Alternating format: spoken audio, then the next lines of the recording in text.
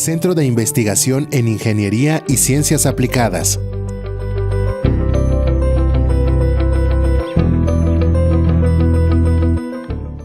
Sobre el título que está ahí, es una plática académica, pero no está dirigida realmente a los estudiantes, a la parte dura académica, está orientada, enfocada realmente a un público en general, ¿no? Si viviera el jardinero, pues se podría también sentar, escuchar y no sé qué tanto, pero algo le iba a pescar, ¿no? A medida que uno iba a tener conocimientos un poquito más elevados, pues iba uno a entender mejor, pero no se trataba de enfocar a un grupo académico privilegiado porque los temas que vamos a tratar son diversos y para tener un conocimiento profundo de cada uno de esos temas, pues el público también tendría que ser especial. Entonces es una plática más que todo de divulgación, para tratar de razonar, reflexionar, tratar de echar a andar pues el razonamiento, que es como una maquinaria pesada. Cuesta trabajo ponerle en movimiento, es así como cuando un carro se le va la batería, se queda sin energía y tenemos que empujarlo. Vamos a suponer un carro relativamente mediano en una carretera que esté horizontal, no que haya bajadita, porque entonces relativamente es sencillo, pero cuando está en horizontal, no sé si tuvieron una experiencia similar, pero es complicado hacerlo mover 1 milímetro, ¿no? 1,5 milímetros, pero una vez que vence uno ese 1,5 milímetros de que apenas empieza a rodar, ya el esfuerzo es un poco menos, y ya si empieza a rodar ya es menos, ¿no? El cerebro funciona un poco así. Es muy complicado razonar, pero una vez que empieza uno a razonar, no, ahí sí no en el símil del autobús o del coche en cuestión de segundos, sino aquí estaríamos hablando en cuestión de semanas, meses, años, va a depender. Pero una vez que entra uno en el camino del razonamiento, pues ya no cuesta tanto trabajo razonar, ¿no? Pero sí cuesta trabajo razonar, es un poco todo esto, ¿no? El desarrollo del conocimiento racional, porque todos los seres vivos nacemos con un conocimiento, todos. Claro que no es exactamente el mismo, porque no tenemos el mismo sistema nervioso todos los seres vivos. Las plantas, una jirafa, me voy rápidamente a un extremo, un virus. Entonces, pero de todas formas hay un conocimiento, hay algo que el ser vivo nota, sabe que es conveniente. Hay algún otro tipo de conocimiento que le indica que el lugar donde está sumergido, los alrededores, tiene un cierto peligro, entonces va a reaccionar con respecto a ese peligro. Ese tipo de conocimiento que nos sirve a nosotros para sobrevivir o para vivir, no es el conocimiento racional. Ese otro es, ahorita, porque les digo, no es una plática para expertos, lo vamos a dejar así nada más, como un conocimiento que le podríamos poner ahí un pequeño adición de otro calificativo que sería intuitivo o instintivo. Ese tipo de conocimiento, el más primitivo que uno pueda tener. Ese conocimiento todo el mundo, todos los seres vivos lo tienen. Nosotros los seres humanos somos los únicos de todos los otros sobrevivientes que hemos podido desarrollar el conocimiento racional. Pero es complicado desarrollarlo, mantenerlo, empujarlo, perfeccionarlo. Es muy complicado. Lo es así porque precisamente ustedes están aquí en la universidad. O sea, si fuera relativamente sencillo, pues agarraría unos grupos de jovencitos, no sé, de 10 años, y con un pequeño entrenamiento de ahí en adelante ya estarían entrenados, ya podrían saber, ¿no? Ya tienen todo el conocimiento racional, y no es así. En realidad nunca uno va a parar de conocerse y de desarrollar el conocimiento racional. Bueno, entonces la plática está orientada a ver cómo se desarrolla el conocimiento racional, y puesto que no es sencillo desarrollarlo, ¿cuáles serían, acá abajo, bueno, los principales problemas? Muy rápidamente, así como un tip para la introducción de la plática, el principal problema, o uno de los principales problemas que impiden desarrollar el conocimiento racional, es que las ideas que les muestran, que trata uno de aprender, normalmente son demasiado adelantadas, ¿no? Y chocan con la parte que tenemos de conocimiento de base, igual que todos los otros seres vivos. Chocan, hace cortocircuito, no lo puede uno creer que eso pueda hacer. Entonces, a ver, como aquí hay una variable que se involucra también en toda la vida cotidiana y que uno la minimiza mucho. Esta variable es el tiempo y quiero hacer una reflexión rápidamente de lo que significaría el tiempo y los seres humanos. Entonces empezamos con la primera diapositiva. Aquí sería imposible ponerlo en una escala lineal o que pudiera uno visualizar rápidamente todo. Escogí esta diapositiva que significa la evolución del tiempo con respecto a la Tierra. No al universo ni al Sol, es con respecto a la Tierra. O sea, y empezamos, se puede visualizar de dos formas. Una es, este es el tiempo cero, y entonces nos venimos así y aquí es cuando nace la Tierra, ¿no?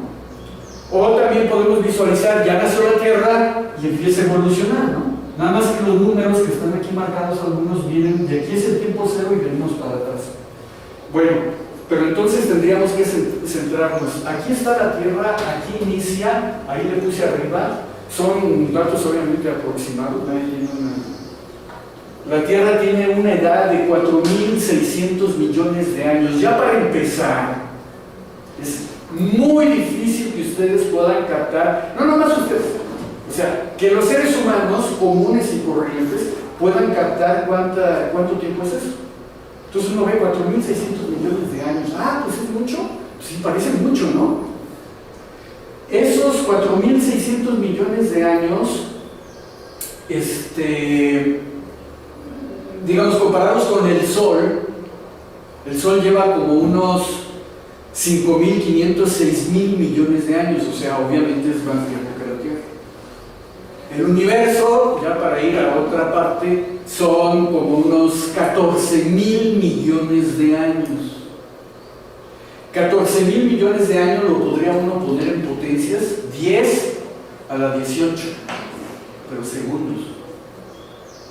10 a la 18 segundos son como 14.000 millones de años. Esa es la edad del universo. Bueno, eso regresaré a este tipo de tiempo, quizá un poquito al final de la plática, para comentar sobre una paradoja que es la paradoja de Fermi, Enrico Fermi, un físico italiano, ya murió, pero fue contemporáneo de Einstein. Bueno, aquí lo interesante es que si empezamos a ver como que aquí es cero,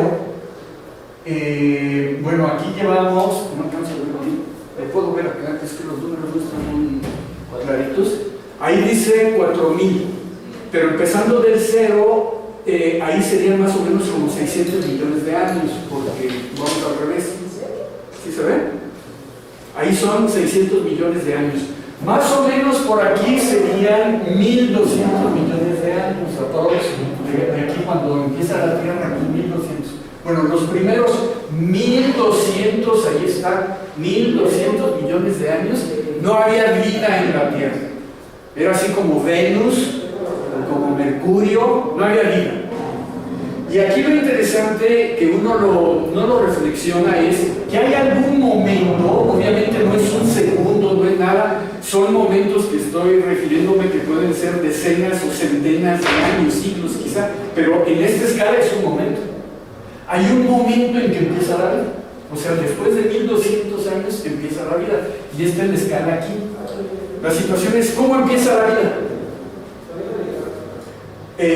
Anteriormente solamente hay un aspecto inanimado, y hay una forma en que la química que hay aquí, la química y la física, se convierte en animado.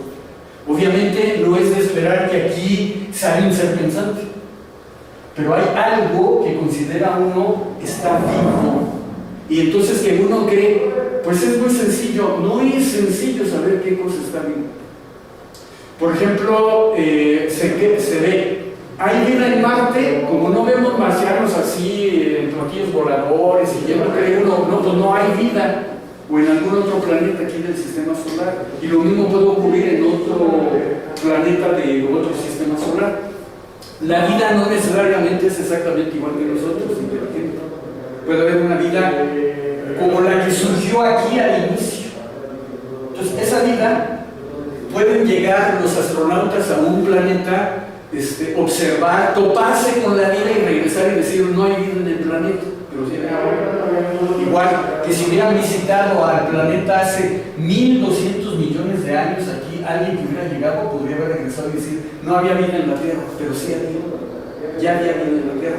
Si llegaron aquí, sí, seguro, no había vida, pero si llegaron acá, sí había vida, pero no era la vida como la que nosotros estamos acostumbrados. Esa plática sería en alguna otra ocasión, ¿no? Ahí cuando se te ocurre invitar. Bueno, entonces, a partir de aquí, todo esto, hubo vida, pero una vida principalmente de esa indistinguible, principalmente virus, bacterias. Ya las bacterias sí es obvio que tenían vida, pero el virus no tanto. Bueno, fíjense, hasta 570 millones de años. Ahora, vistos desde acá está el cero, de aquí para acá. O sea, pasaron prácticamente 4.000 millones de años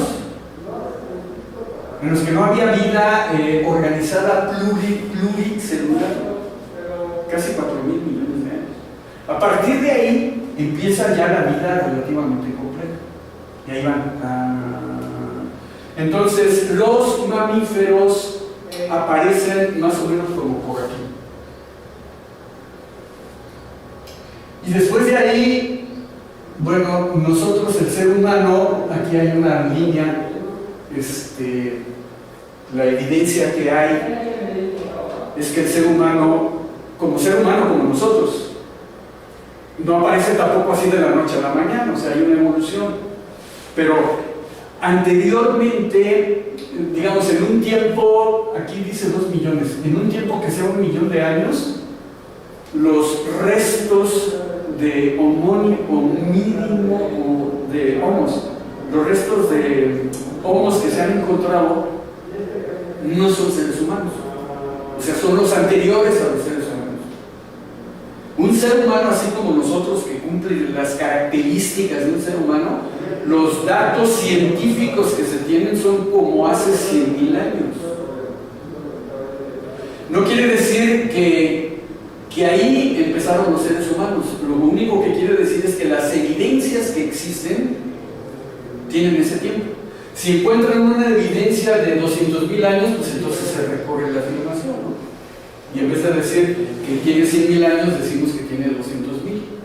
Pero recorriendo más para acá, han encontrado restos también que son como de 500.000 años, pero no son seres humanos, por las características que tienen. Entonces hay un momento en que esos homínidos se transforman realmente en seres humanos como nosotros, pero no han encontrado la evidencia. Por lo tanto, no sabemos exactamente cuándo, en la evolución, cuándo hay un ser humano. Pero a partir de ahí, bueno, ya somos seres humanos y tenemos el conocimiento igual que tenían el conocimiento básico todos estos seres vivos hasta llegar aquí cuando apareció la vida en la Tierra. Todos compartimos, claro, con ciertas características, ese conocimiento. Los seres humanos obviamente no son excepción, y como vienen de una evolución, ninguno de estos tiene conocimiento racional. Era como por lógica, no hay una evidencia que el ser humano, igual que todos los otros que estaban ahí acompañándolos, no nacieron, no evolucionaron para producir, para crear, para desarrollar un conocimiento racional. Tenía que ser igual que todos los demás, porque tienen que ser diferentes. Sin embargo, sí, con el tiempo fue una adaptación, que todas las especies tienen adaptaciones al medio ambiente. Por ejemplo, los tigres dientes de sable ya no los vemos por acá. ¿Por qué no están por acá? Porque desaparecieron antes de ellos los mamut o los otros herbívoros enormes con los cuales servían de alimento a ellos. Ellos no se pudieron adaptar a comer otro tipo de animales y entonces perecieron. Pero hay especies que sí se fueron adaptando.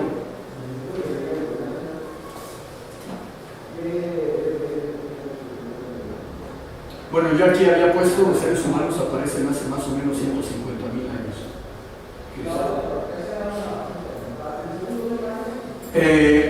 Aquí está un poco lo que acabo de comentar sobre lo del conocimiento. Y a la izquierda son las actividades prácticamente que uno puede caracterizar a un ser vivo, digamos, nacer, crecer, reproducirse, morir, otra vez, pero cuando aparece la vida en la Tierra, esas características que están allá a la izquierda no necesariamente se cumplen, no son claras. Por ejemplo, los virus no nacen, las bacterias tampoco nacen. Las bacterias se reproducen, una sola bacteria partiéndose a la mitad. Y luego dice morir. Ahí también está un poco medio complicado cuando hablamos de virus. Los virus se mueren. Entonces, hasta donde se sabe, los virus no se mueren. Los virus, cuando están animados, y los podemos clasificar como virus, tienen un comportamiento igual que, o sea, más rudimentario que igual que los seres vivos. Cuando se ven atacados, el ambiente es en contra de ellos. Varios de ellos lo que hacen es como cristalizar y no son muy diferentes a un grano de sal, a un mineral. Entonces un grano de sal puede quedar como un grano de sal por siempre. Entonces el virus puede quedar ahí por siempre. Entonces los de la NASA tienen esto, lo dejé en inglés para no hacer una mala traducción, pero ya que está ahí, puedo intentar traducirlo. Ellos dicen que para saber si hay algo vivo o no vivo, tiene que ser un sistema químico, no llaman animal, un sistema químico autosustentado, no necesita de la ayuda de afuera de nadie, autosustentado. O sea, él es capaz de automantenerse. Esto, por ejemplo, el virus normalmente no va y busca alimento de otra parte. En cambio, ya si nos vamos a vida muy superior, un oso sí, si no come salmón y no come frambuesas y tal, se muere igual que nosotros. Pero cada uno tiene su autosustentabilidad. Nadie está animando a los virus a que sigan vivos, ¿no? Entonces, la vida es un sistema químico autosustentable, pero, o sea, que es capaz de seguir una evolución darwiniana. Los virus así. Entonces, el conocimiento que tienen los seres vivos se aprende o se debe a un pequeño venadito naciendo, no necesitan enseñarle nada, sabe igual que nosotros, nomás que nosotros necesitamos mucha más protección que un venadito, que un gatito, pero saben, ya traen el conocimiento hecho para poder vivir. Ese conocimiento, que no tiene uno que ir a la escuela, muy rápidamente una característica típica de ese conocimiento es: los seres vivos pueden distinguir a otros seres vivos por medio de la simetría. Lo que es simétrico, casi así sin pensarlo demasiado, está vivo. Y los seres vivos tienen simetría porque hay gravedad en la Tierra. Si no hubiera gravedad en la Tierra, la simetría para un ser vivo no significaría nada. Entonces, por ejemplo, esta araña, no todos los ejemplos que puedo mencionar son extraordinariamente didácticos y transparentes.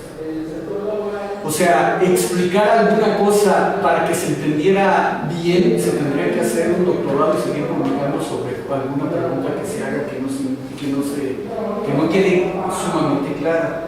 Pero nos podemos aprovechar de algunas cosas que sí son muy pedagógicas para poner el énfasis, pero no todo es tan sencillo. Entonces, una roca, inmediatamente uno ve, pues no hay simetría. La araña que está acá, la tarántula, la ve uno y hay una simetría. Y puede uno explicar rápidamente que esa simetría se debe a la gravedad. Esta araña que está ahí, para conseguir alimento, tiene que arrastrarse. Por lo tanto, tiene que tener patas de alguna forma simétricas. No las puede tener de un lado, porque entonces daría nada más vueltas. Y si el alimento no está ahí dando vueltas, se muere y no deja, y la especie de la araña desaparecería. Entonces tiene que tener las patas de tal forma que sean simétricas para que pueda avanzar en línea recta. Ya si le mete más fuerza a un lado que al otro, da vuelta. Pero si va para adelante, los ojos no podrían estar atrás. Va para adelante buscando alimento, entonces los ojos tenían que estar adelante. La boca no podía estar atrás, porque una vez que encuentra el alimento, mientras se da la vuelta y tal, a lo mejor alguien le quita el alimento. Entonces la boca tiene que estar también por delante. Es decir, una vez, pero todo eso se debe a la gravedad. Si la gravedad no actuara, no tenía por qué arrastrarse en una cierta dirección. Ahora ya es menos evidente que no se arrastra por comida, pero es simétrico. También no se arrastra, vuela, pero tiene dos alas que son simétricas. Si la tuviera nada más una, pues igual que la araña daría nada más una encima, no podría volar. Entonces la simetría inmediatamente indica que algo está bien. Y no se necesita hacer un doctorado para entender eso. Ahí están ejemplos muy pedagógicos, ¿no? Que puede uno ver la simetría. Les van a indicar, si uno percibe tardíamente que había una simetría, o los órganos sensoriales informan con un cierto retardo, pues hay consecuencias, ¿no? Y ese que está atrapado ahí no dejará de ser. Entonces necesitamos este conocimiento para defendernos de los depredadores y para buscar comida. Ahora, ¿cómo nos defendemos? O sea, ¿cómo se defienden los seres vivientes, incluyendo nosotros? Pero hay ejemplos pedagógicos. La mariposa de acá, en algún rincón oscuro, en un matorral que salga, da la impresión como que es un animal mucho más grande que unos ojos. Y eso ya, por conocimiento previo, es terrorífico cualquier ser viviente sentirse observado por unos ojos. El de acá de la derecha es algo más o menos similar. Es un insecto que para ahí su colita, inmediatamente cambia la percepción del otro animal que está enfrente de él. Da la impresión que este amarillo es mucho más grande y feroz que posiblemente una pequeña araña que se lo quiera comer. Los que están acá a la izquierda se defienden también de algunos otros animales, principalmente pájaros, haciéndonos creer que son espinas. Estos. Pero no son espinas, no sé si los han visto con cuidadito. Es que existen, no en todos los jardines, pero sí existen en diferentes jardines. Pero si no va pasando así, pues eso es lo que ellos quieren, que nadie los vea, y entonces hacen su vida. Pero si hay algún pájaro que también de alguna forma desarrollan ese tipo de conocimiento y ven que se mueve la espinita, que cambia un poco, dicen las espinas no se mueven, y entonces van inmediatamente, y ese que se movió no va a dejar descendientes. El que está acá, pues es también otro insecto que parece una hoja. Y ellos son capaces de quedarse mucho tiempo pegados, parados ahí comiendo, porque están obteniendo alimento de la planta. Y de vez en cuando se acaban los recursos con los que cuentan y tienen que caminar un poquito. En ese momentito es el tiempo más débil.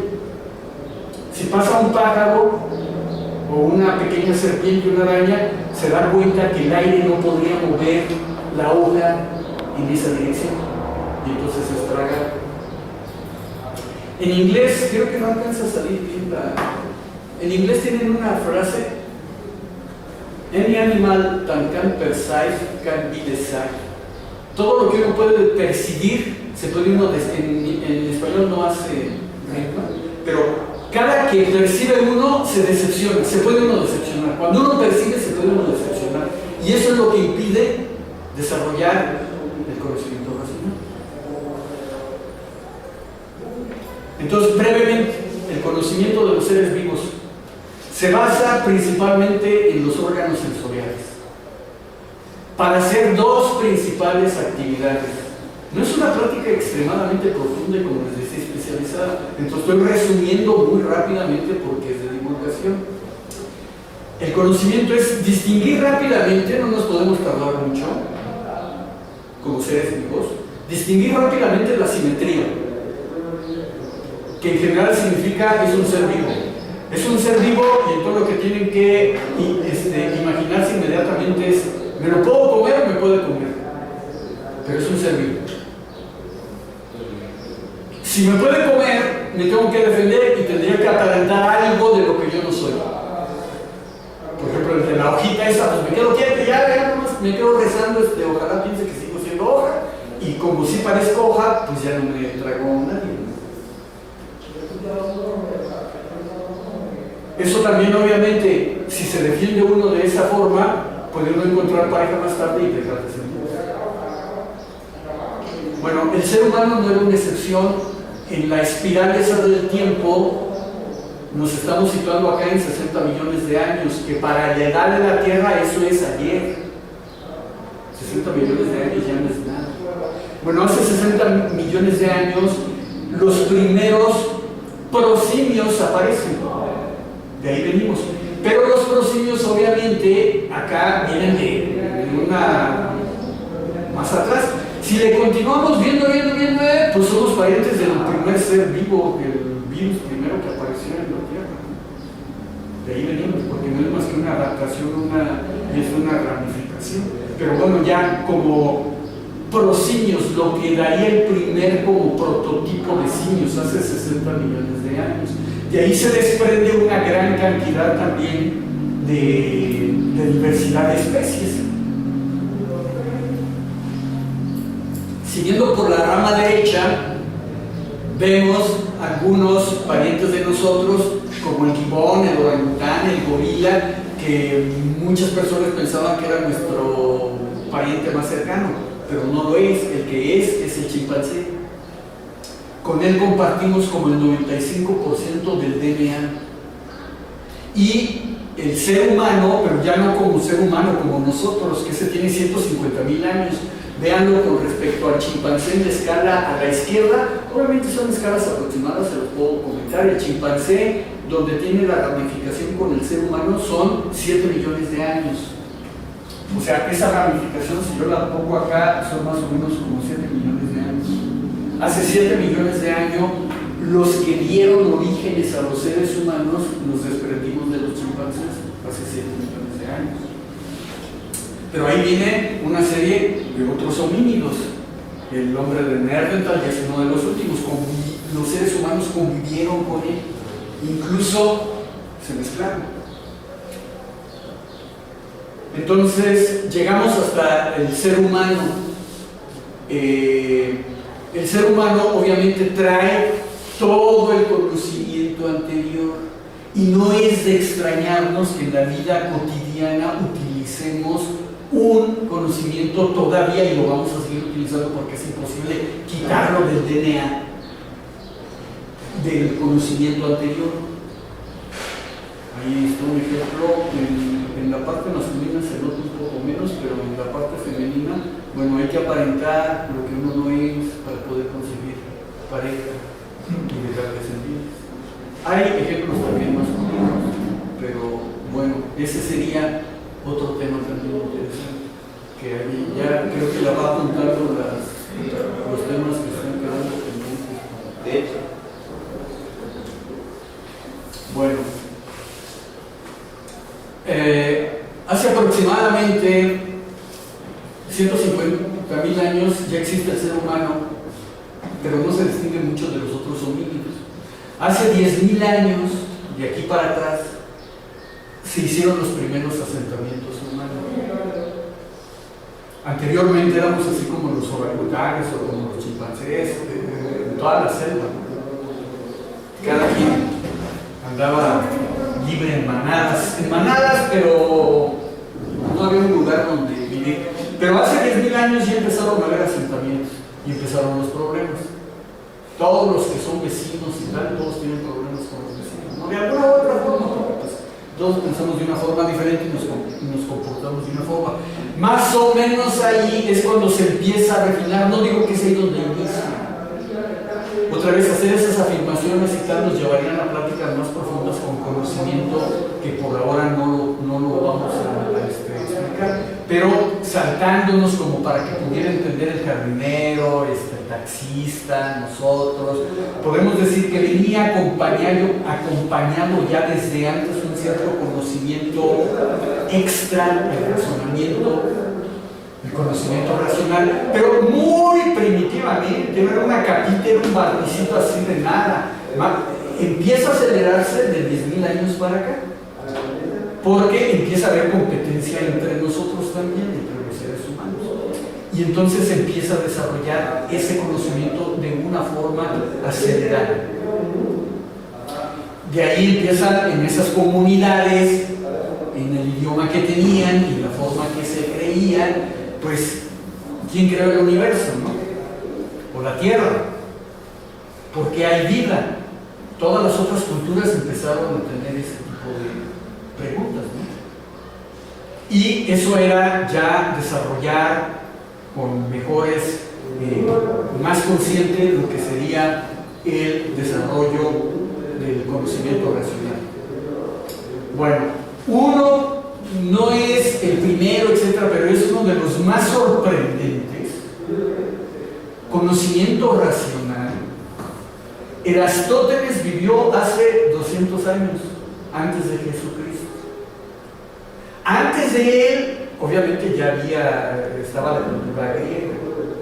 Por ejemplo, Euclides existió como hace 300 años antes de Jesucristo y fue el que hizo la geometría, y los griegos se divertían en hacer cálculos y todo eso, ya desarrollaban conocimiento racional, pudieron calcular áreas, triángulos, todo lo que eran figuras geométricas definidas, pero no pudieron calcular áreas donde había una curva, ¿no? Por ejemplo, medio círculo, no lo pudieron calcular, y no se pudo calcular hasta que llegó Newton y Einstein. O sea, fueron prácticamente 1000 años después, más de 1000 años. Pero siempre quedó como un reto. Bueno, cuando ya estaba la geometría, Erastótenes, a ver, aquí está el principio que utilizó Erastótenes. A ver, aquí son dos líneas paralelas de las que definió Euclides. Aquí hay una línea y aquí hay otra línea. Y aquí hay una línea inclinada que las corta.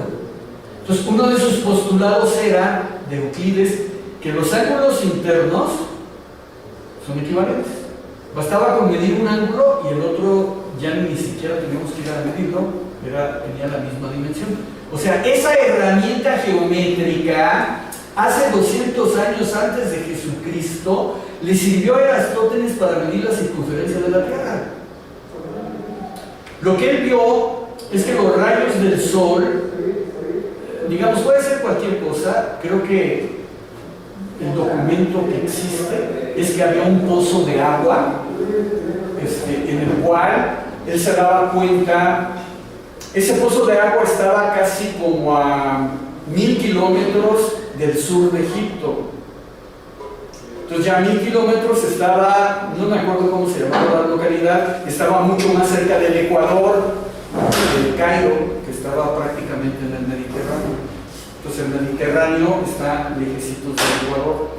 Entre más nos alejemos al Ecuador, el sol en un momento dado no hace sombra, porque siempre está acá arriba. Entonces si yo me quedo aquí parado no tengo sombra. Mi sombra queda fundida ahí en los pies. Entonces lo que se dio cuenta Aristóteles era que un pozo en esa localidad no generaba, el sol entraba directamente al fondo del pozo, se veía el agua. Pero si hacían un pozo en el Cairo, no entraba el sol. El sol queda un poco inclinado. Igual que si había un poste, ahí donde estaba el poste igual no daba sombra. Pero el poste sí daba sombra, por ejemplo, en el Cairo. Entonces a él lo llevó a decir por qué da sombra. Era observación, o sea, ese es el conocimiento racional. Observar con los órganos sensoriales, pues no tenía microscopios ni ninguna nada, igual que los otros seres vivos, es con los órganos sensoriales. Observo y reflexiono. Entonces él observa y reflexiona. ¿Por qué hay sombra allá y acá no? La única explicación para él, no tengo una hoja de papel, pero es, si ponen un foco lo pueden hacer así muy rápidamente, como algo muy rápido. Si ponen un foco acá de una hoja de papel con unos palillos y la doblan, pero tienen cuidado que el primer palillo quede alineado a la hoja, como se dobla, hace sombra. Entonces lo que dijo Aristóteles es: la Tierra es redonda. Es la única explicación para que haya sombra. Pero se imaginan la idea que tiene hace 200 años antes de Jesucristo. Que todo el mundo pensaba que era plano. Entonces si alguien dice la Tierra es redonda, no lo pueden creer. Como decía al inicio en la presentación, son ideas extremadamente avanzadas para la época. Choca con lo que uno percibe. No puede ser que la Tierra sea redonda. Pero él creía, era la única explicación razonable, que creía que entonces era redonda la Tierra. Entonces, partiendo de esa hipótesis, porque no podía probarlo, este es el poste que hace sombra y este otro poste es el que no hace sombra. Entonces él suponía, si yo lo prolongo hasta el centro de la Tierra y el otro también lo prolongo a que pase, este ángulo que se va a formar aquí es el mismo ángulo que se va a formar acá, por el principio que está acá de la geometría. ¿Sí se capta? O sea, este es un problema de primaria, o no sé en qué momento se ve la geometría. O sea, pero con ese conocimiento, un niño podría encontrar la superficie de la Tierra. Entonces, con eso nada más de ángulos internos son equivalentes, y pensando en que la Tierra tenía que ser redonda, conocía la altura del poste ¿Sí están de acuerdo? Conocía la altura del poste de que está acá. Conocía también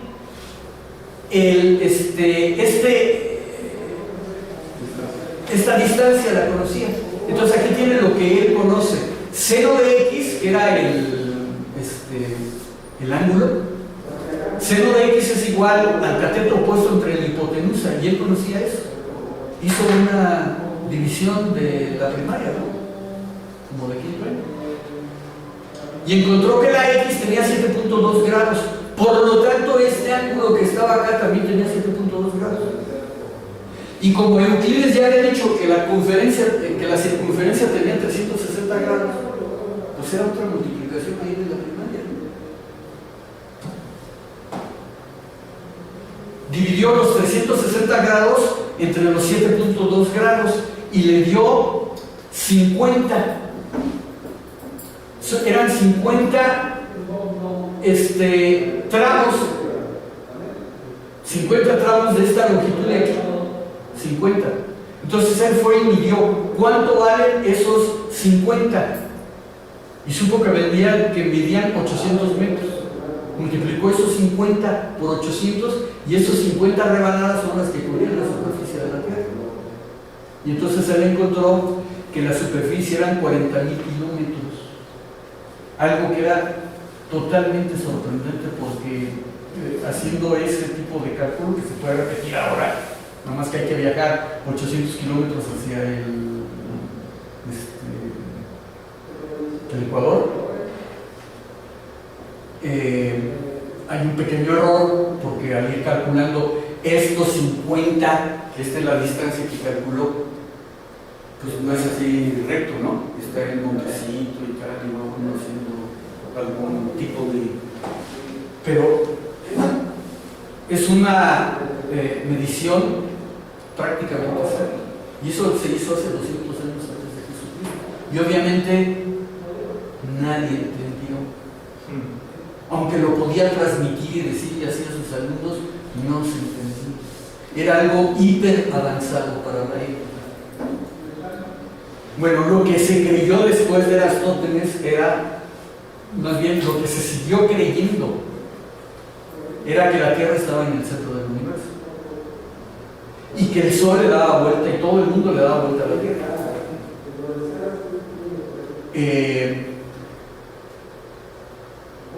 Ese modelo lo desarrolló Ptolomeo y ese modelo fue aceptado, aquí está, por 1.400 millones, 1.400 años.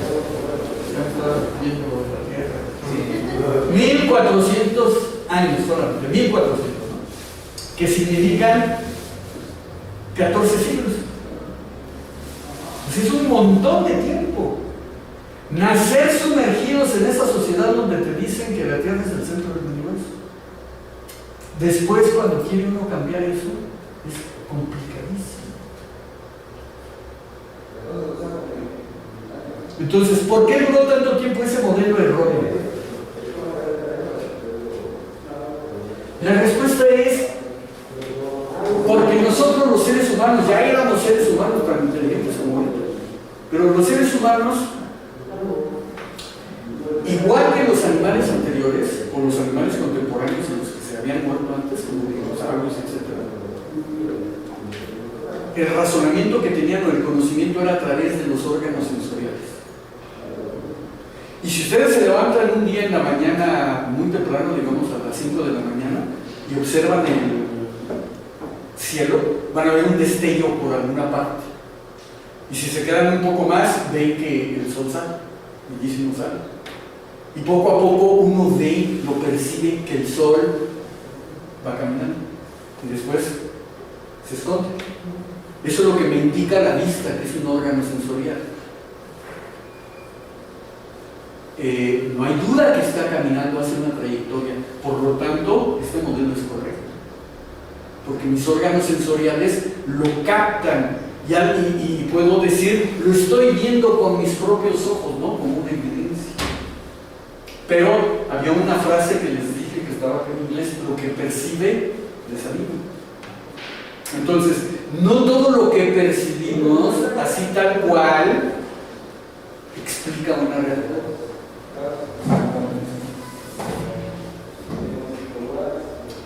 Fue hasta en diferentes años, miren, desde 1500 a 1624 pasó también un siglo aprox. En ese siglo hubo 3 personas, Galileo, Kepler y Copérnico, Galileo y Kepler, que contribuyeron a desbaratar, a derrotar el modelo de Ptolomeo. Entonces fue un primer desafío religioso, porque se creía entonces que la Tierra la había hecho Dios en el centro, y que para que nosotros estuviéramos contentos viéramos a todos los astros dar vuelta y agradecer siempre. Luchar contra eso fue complicado.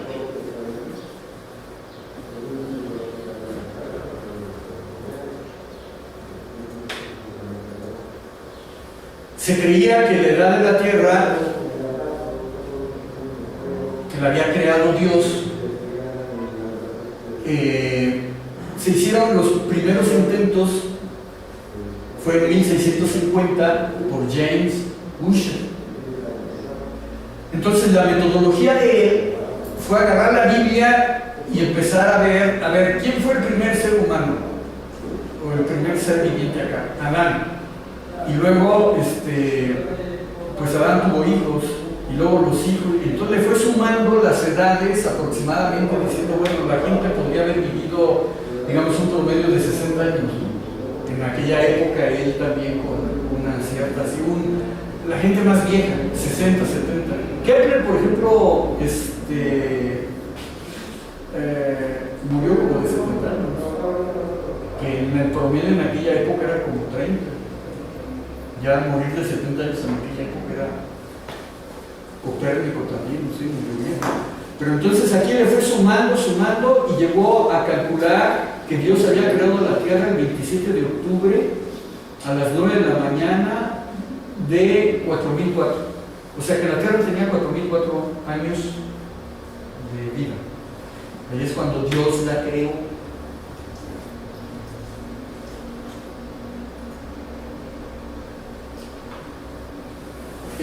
Y se quedó uno con esa impresión hasta más o menos 1779, donde un francés, Leclerc, hizo un cálculo ya no tan religioso, sino que fue por temperaturas, empezó a ver, porque si uno escarba, uno nota como que más abajo la Tierra está más caliente que arriba. Entonces él fue escarbando y viendo y haciendo unos cálculos, y a través de la temperatura de ciertas rocas y algunos cálculos ahí, como yo le di a entender, pues era 1779, ya había bastante de física sobre todo. Pues ya Newton ya había hecho la mitad de la física y estaba esperando nada más a su compadre Maxwell que hiciera la otra mitad. Pero entonces él calculó que eran 75,000 años. Como ven, ya era pues una orden de magnitud más arriba, ya era mucho tiempo, 75,000 años. Fue en 1860 y tantos, acá nosotros estábamos luchando contra los franceses, cuando William Thomson recibió un encargo real de calcular la edad de la Tierra. Y como él sí conocía, sabía matemáticas y tenía una teoría mucho mejor, pero siguió el mismo método de Leclerc, empezó a escarbar y ver temperaturas en diferentes minas de carbón que había en Inglaterra, empezó a coleccionar datos y tal, y obviamente pues no era todo tan homogéneo, entonces él calculó que eran de 20 a 100 millones de años lo que tenía la Tierra de vida. Pero como era Lord Kelvin, pues todo el mundo lo agarró como que se hubiera sido, y no había ningún otro cálculo tampoco, y él le puso mucho termodinámica, entonces eso quedó como establecido. Por esa época, Darwin, que fue contemporáneo de Kelvin, cuando Darwin entró a la universidad, tenían un plan de estudios en el cual en la página 1 luego inmediatamente decía: Dios creó al ser humano, porque tuvo que aprender Darwin. Pero ya en 1859 él postuló su teoría de la evolución. Dijo: no, Dios no nos hizo, venimos de un proceso evolutivo. Entonces dio esa conferencia a la cual asistió Kelvin. Y cuando acabó de dar su conferencia en la cual explicaba la teoría de la evolución, Kelvin dijo: mira, sí, toda tu teoría está muy bonita y se ve muy lógica, pero para que se sostenga esa evolución que tú necesitas, que tú dices, se necesita que la Tierra hubiera sido más vieja, se necesita mucho más tiempo del que tú... O sea, se necesita mucho más tiempo, y la Tierra no tiene tanto tiempo, porque él ya la había calculado. Entonces, no es posible esa evolución, porque yo ya calculé la edad de la Tierra, y tu teoría de la evolución necesita mucho más tiempo que el que tiene la Tierra, que yo ya calculé. Entonces en ese momento pues era una pregunta en un congreso científico. O sea, Darwin se tenía que defender y decir: a ver, y sacar su lápiz y empezar ahí a hacer cálculos y tal, y decir: no, mira, la Tierra tiene... Darwin no tenía los conocimientos para decir que la Tierra era más vieja. Y Darwin y Kelvin, él se había hecho cálculos y estaban publicados. Entonces Darwin lo que hizo es, bueno, pues ya no le pudo rebatir, se salieron. Se quedó con la idea de que su teoría de la evolución podría estar errada. Y luego Darwin se murió. Pero Darwin se murió en el 82. En el 96, o sea, como 2 años después, Becquerel encuentra que el uranio emite rayos X, y de ahí empieza lo que es la energía nuclear. Rutherford en 1905 se dio cuenta que al estudiar la radiación, se dio cuenta que con esa técnica podían calcular la edad de la Tierra, o la edad de cosas, no tanto de la Tierra, la edad de cualquier objeto. Entonces pronto los franceses y también los británicos encontraron piedras que tenían, por ejemplo, 1.000 millones de años, cosa que se contradecía con lo que había dicho Kelvin, que tenía nomás 70 millones de años, tenían 1.000. Pero apenas habían descubierto, porque era por la edad de los descubrimientos, unos 2-3 años después se encontraron otra roca que tenía lo doble, 2.000 millones de años, y después se fueron, o sea, en relativamente poco tiempo encontraron una piedra, la más vieja, que es la evidencia, que tenía 4.500 millones de años. Entonces ya la última evidencia científica que hay, que dicen, pues, si este pedazo de roca es tan viejo, quiere decir que la Tierra al menos pues, nació con ella, ¿no? Entonces ya cuando había en aquella época 3.000 millones de años, Darwin se dio cuenta, Darwin ya estaba muerto, Kelvin se dio cuenta que la teoría de Darwin sí podría ser correcta, porque había tiempo suficiente para hacer eso. Entonces él públicamente, como caballero, pues se disculpó y dijo, pues ya se murió, ¿no? Pero ahí el hijo, cuando te vayas, lo encuentras y le dices que sí tenía razón, o sea que sí, a lo mejor sí es cierto, pero se disculpó.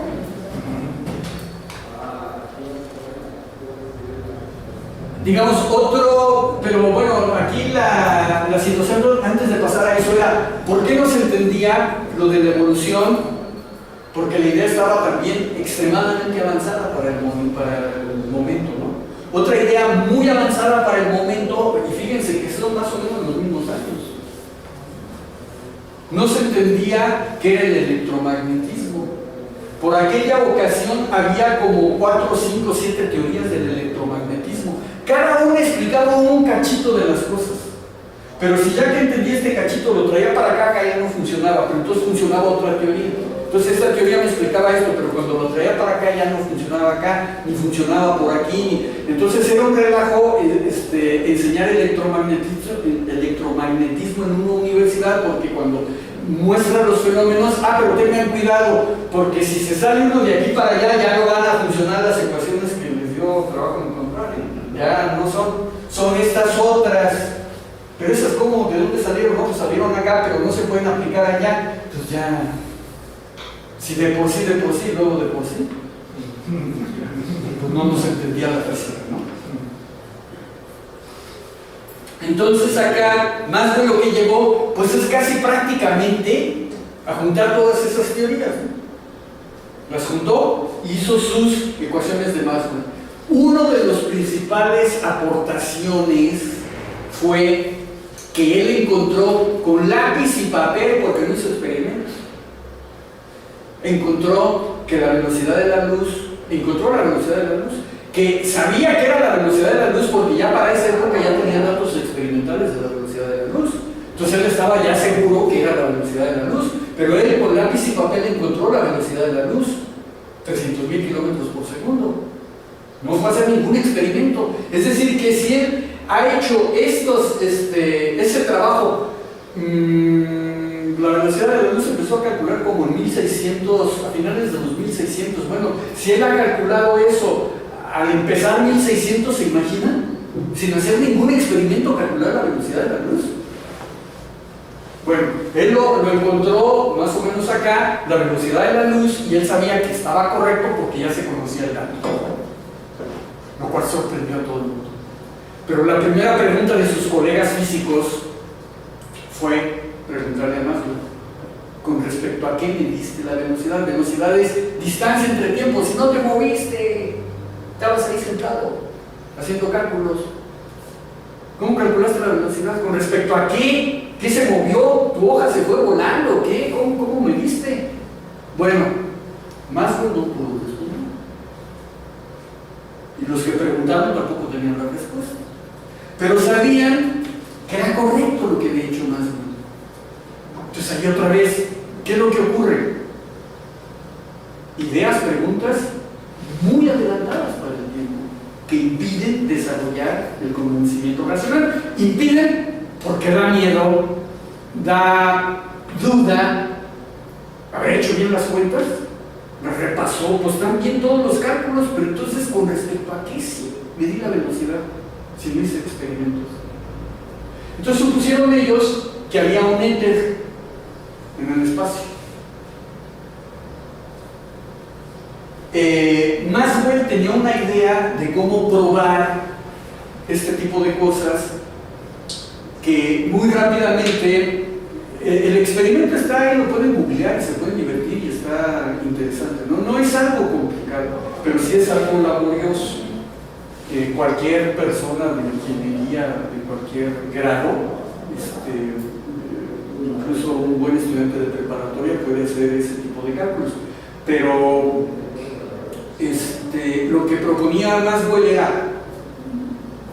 un poquito de la física clásica común y corriente. Si vamos en una plataforma avanzando a 10 kilómetros por hora y yo estoy parado en la plataforma y lanzo una piedra a 10 kilómetros por hora, el que está acá abajo ve que la piedra va a 20, porque se suman las velocidades. Y si ahora la plataforma sigue caminando para acá a 10 kilómetros por hora y yo lanzo una piedra a 10 kilómetros por hora, para el que está acá, la piedra no avanza, porque son 10 menos 10.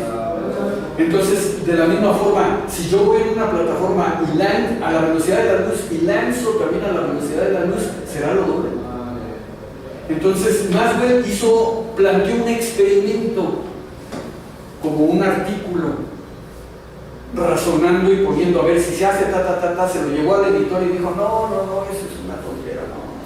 Entonces no se lo publicó ni nada, pero se quedó de alguna forma documentado esas ideas de Maxwell.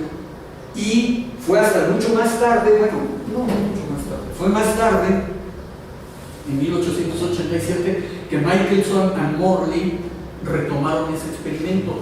No es como lo estoy describiendo aquí, es una forma muy simplificada, pero es nada más como para avanzar, para darle idea de lo que acabo de comentar de la piedra. Si me muevo para acá y lanzo la velocidad de la luz aquí, la velocidad sería la suma y para allá la resta. Entonces, cuando lo hicieron, Michelson y Morley siempre les dio la velocidad de la luz constante. Entonces, haciendo geometría y viendo y calculando y tal, ahí están arriba Lorentz y Fitzgerald. Uno es holandés, creo que le dio clases a Einstein, y Fitzgerald es irlandés.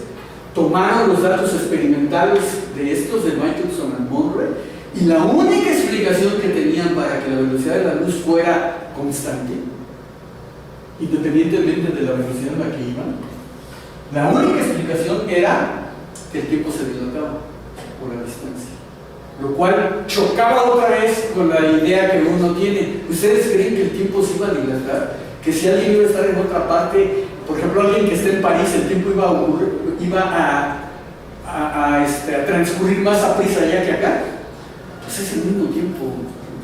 A donde quiera que nos vayamos es el mismo tiempo. Esa es la idea, igual que pensar que la Tierra es redonda. La respuesta es que no, que el tiempo es relativo, que el tiempo sí se puede dilatar. Pero para poder observar esa dilatación del tiempo, necesito uno estar casi al 99% de la velocidad de la luz, y nadie lo va a lograr. Entonces, como nadie lo va a lograr, era la misma idea de Eratóstenes: la Tierra es redonda. Pues para probarlo tenía uno que darle la vuelta a toda la Tierra para ver si salgo de un lugar y llego. ¿Quién iba a poder hacer eso en la época de Eratóstenes? Nadie. Acá cuando ocurrió este fenómeno, ¿quién podía viajar o tener cálculos a la velocidad de la luz? Nadie. Por lo tanto, son ideas extremadamente avanzadas que no se entienden. Bueno, llegó Einstein, que le acusaron, ahí también está interesante como un chisme académico. Lo que él hizo fue hacer cálculos como hicieron aquellos. Pero ellos lo que hicieron y que encontraron que la única forma era que la distancia se acortara o el tiempo se dilatara con los datos experimentales de ellos.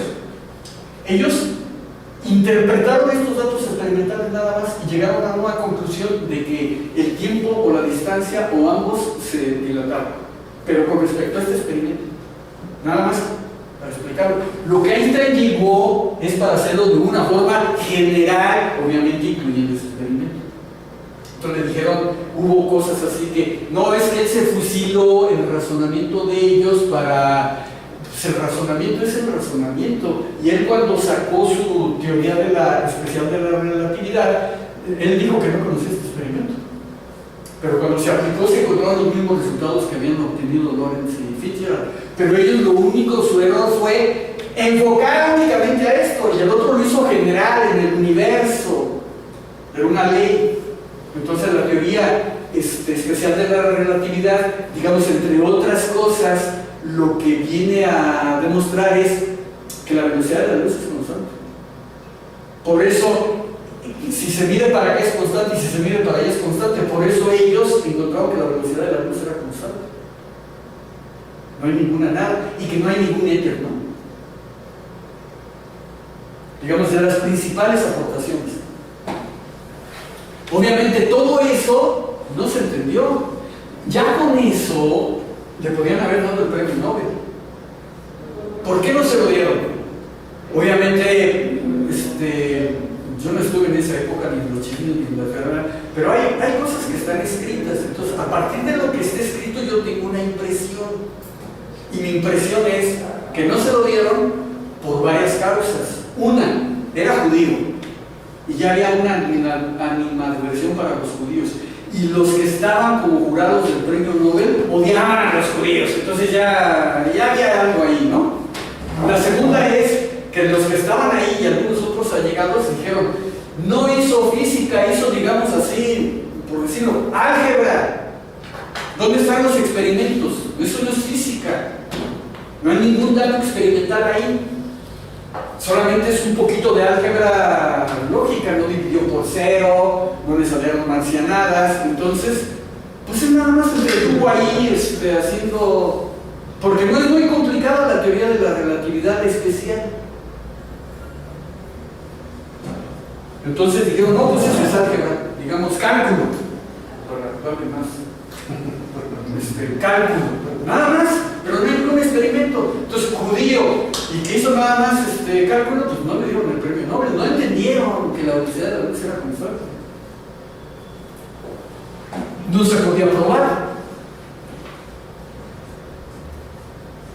Bueno, más adelante hizo la teoría general.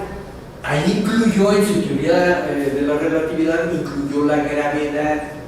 Y con esas conclusiones, hubo varias, pero así de las importantes, esas otra vez muy avanzadas para la época, era que, bueno, para empezar, la gravedad no es una fuerza, como había dicho Newton, y que la luz se ve afectada por el campo gravitacional, de tal suerte que si aquí hay una estrella, nosotros vemos, si pudiéramos ocultar el sol porque nos deslumbra como un faro, si lo podemos ocultar aquí, yo estoy aquí, y me pongo aquí una barrera, no lo veo. Entonces yo veo una estrella. Pero por la posición en la que está acá atrás, ¿cómo es que la puedo ver? Si el pensamiento de la época era que la luz viajaba en línea recta, ¿cómo es que la puedo ver? Entonces, lo que Einstein dijo, la podemos ver porque la luz no sigue una línea recta, la luz es afectada por el campo gravitacional del Sol y entonces da la vuelta. Entonces sabían que había una estrella por ahí en astronomía. Y lo que esperaron es, a ver, que haya un eclipse, digamos que la luna se ponga aquí, para que el que esté observando acá, la luna le sirva como de mampara, ¿no? Y entonces puede observar la estrella. Si lo observa, pues entonces Einstein tenía razón, pero si no se observa, quiere decir que no se observa porque la luz va en línea recta. Y entonces Einstein no era astrónomo, pidió la ayuda de astrónomos que se fueran a desplazar. Hubo un primer eclipse que estuvo anunciado en Rusia, en la parte donde está cerca ya como con Finlandia. Entonces puso un anuncio ahí en el periódico y tal que quería reclutar a un astrónomo para que fuera ya a Rusia a medir y que pudiera ver la estrella, porque si daba curva se podía ver y él podía probar lo que había dicho. Era un dato experimental. Y si no se podía ver la estrella, pues entonces en la teoría de la relatividad general estaba mal lo que él estaba concluyendo. Entonces pues fueron varias personas como posibles candidatos para ir a medir. Ya llegaron a ver quién nos va a dar los viáticos y quién nos paga el tren y los hoteles. Y digo, no, pues yo no, ¿de dónde iba a tener el otro dinero si apenas tenía para comer? Entonces, como no había sponsor, pues no había tampoco gente muy entusiasta así de que viva la vida. Y luego tampoco tenían idea de que eso iba a ser tan trascendente ni nada, ¿no? Ya ahora, si nos regresamos para atrás, sobrarían los candidatos que hubieran ido para que su nombre apareciera ahí por los siglos de los siglos, amén. Total de que fue un joven alemán por ahí y él dijo, bueno, yo me voy con mi telescopio, y se fue. Pero empezó la guerra entre Rusia y Francia, Rusia y Europa, pero Alemania en particular, y atraparon al astrónomo, lo metieron al bote, confiscaron el telescopio, etc. Pasó el eclipse y no midió nada, ¿no? Luego no sé cuánto tiempo lo soltaron después, o a lo mejor hasta lo mataron. Entonces, luego se tuvieron que esperar para otro eclipse, y hubo otro eclipse en África, los cuales los británicos tenían pues colonias en África, y estaba un astrónomo, Eddington, británico, que cuando salió la teoría de la relatividad general, él la leyó, la entendió, digamos, se cautivó, pero otra vez, él precisamente pensando en esto, que son ideas muy adelantadas, pero no las entendía, en una entrevista dijo, miren, en la teoría de la relatividad nada más hay tres personas que la entienden: Einstein, obviamente, Dios y yo. Entonces él estaba seguro que nadie la entendía. Cuando él la leyó y vio eso, consiguió dinero para ir a África y medir el eclipse. Pero llegó y también allá tuvo demasiadas dificultades, las enfermedades tropicales, los caníbales y no sé qué. Entonces alcanzó a medir algo que cuando trajo los resultados experimentales eran sí, pero no. Es decir, parece que sí, pero a ver aquí, yo creo que, está entre sí, ¿no? Si yo quiero como que sea sí, es sí, pero si también quiero que sea no, es no. Entonces quedó otra vez todo así medio porque no pudo tomar fotos buenas. Después hubo otro eclipse en Estados Unidos y había uno que tiene apellido de sopa, un astrónomo, Campbell. Y él sí, ya ahí con todo el confort en Estados Unidos y tal, con sus telescopios y tal, midieron. Y resultó cierto lo que había dicho Einstein. Posteriormente hubo otros eclipses en Australia, etc. Y fue mucha más gente y todos volvieron a obtener lo mismo, ¿no? Que la luz sí se desvía. Y entonces ahí es cuando empieza uno a darse cuenta, bueno, ahí está un dato experimental, ¿no? Pero tampoco le dieron el premio Nobel por eso.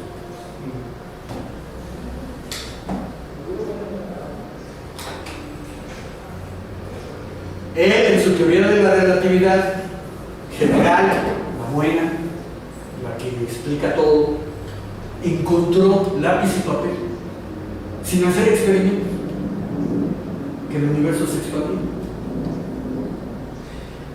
Y Einstein, que es Einstein, no lo entendió. Y no lo entendió porque en la época se creía de alguna u otra forma que si Dios no había hecho el universo, pues el universo era estático, ¿no? No había nadie que pudiera pensar que el universo se expande.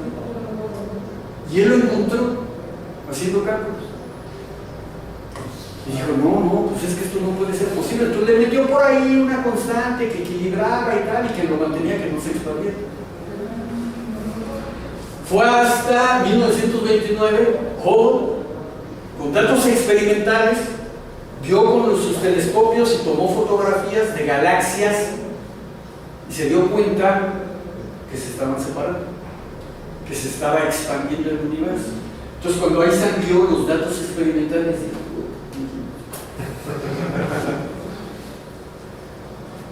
o sea, él mismo cuando lo pudo haber publicado, no lo publicó porque le dio miedo, o sea, temor, hacer el ridículo, dijo, esto no puede ser. Y cuando se dio cuenta, dijo, y quítale ya la constante esa que yo le metí, con esa ya voy a agarrar lo que da Hubble, sí se expande el universo, no sé en qué momento la metí, Dios pensando en mi vida. Bueno, miren, en 1962 se encontró rápidamente que hay unos partículas subatómicas que se llaman muón, se forman, ahora no me pregunten mucho cómo se forman, porque les digo, en cada cosa hay un hueco que se forman, porque de la energía puede uno hacer materia, de la materia uno puede hacer energía, así rápidamente. Entonces, arriba en la atmósfera hay energía. Entonces, de alguna forma se forman, de la energía se forma materia, que son estos. Ellos viajan, tienen más, viajan a la velocidad de la luz, pero se desintegran, tienen una vida extremadamente pequeña. Aquí están, 2 millonésimas de segundo. Eso es lo que viven. Los muons se crean fuera de la atmósfera y en 2 millonésimas de segundo desaparecen otra vez. Se hace materia y luego se vuelve a hacer materia. Pero como van a la velocidad de la luz, se calculó que de la atmósfera para acá son 15 kilómetros. No alcanzarían a esa velocidad a llegar hasta acá, porque antes se desintegran. ¿Sí queda claro? Estos tienen una masa, van a 300.000 kilómetros por segundo, tienen que recorrer 15 kilómetros nada más, pero tienen de vida 2 millonésimas. Entonces, para llegar de aquí a acá, necesitan vivir un poco más. Entonces se sabía, si van a la velocidad de la luz, el tiempo se dilata, se hace más grande el tiempo. Y si se hace más grande el tiempo, alcanzan a llegar. Entonces fueron acá y detectaron, y los pudieron detectar. Lo que quiere decir es que cuando uno viaja a la velocidad de la luz, el tiempo se hace más chico. Digamos, viene otra idea de esas que vuelan la cabeza. Acá está el Sol, acá está la Tierra.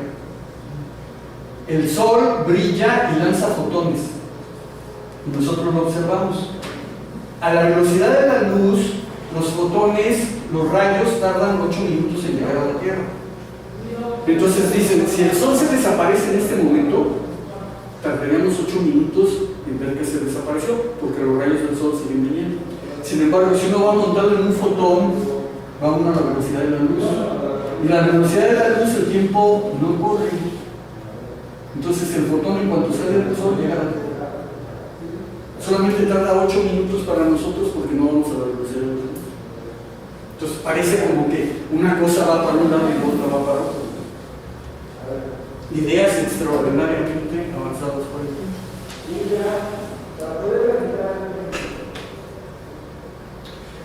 Bueno, para avanzar un poco ya más rápido y que haya preguntas, el conocimiento emotivo es que habíamos dicho, todos los seres vivos lo tienen, el racional es el que aparece de alguna forma cuando nos desprendemos de los chimpancés hace 7 millones de años y se va muy lentamente adaptando, ¿no? de 10.000 años para acá es cuando se acelera mucho más y digamos después de la Edad Media, que es cuando se supone que empieza el renacimiento y el surgir de las ciencias, es exponencial.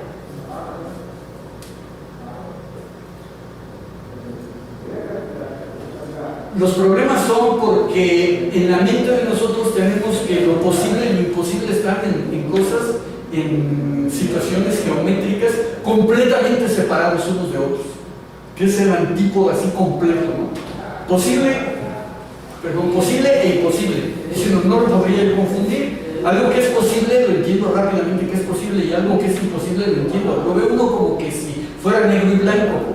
No es así. Eso es lo que hace complicado todo. Esto queda claro. Física y metafísica. Y no se confunde uno.